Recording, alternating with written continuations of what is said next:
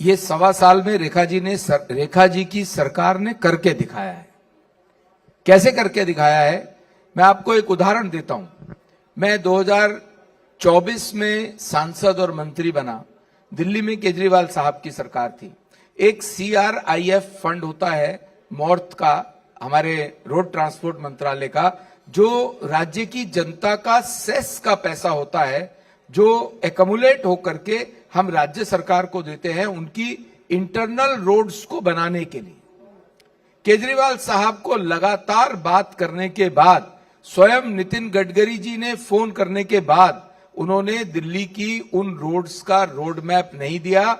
लगभग 1000 करोड़ रुपया दिल्ली की जनता के विकास के लिए केंद्र की सरकार, हमारा रोड ट्रांसपोर्ट मंत्रालय दिल्ली की सरकार को देना चाहता था, उन्होंने नहीं दिया। उन्होंने उसके प्रोजेक्ट्स नहीं दिए।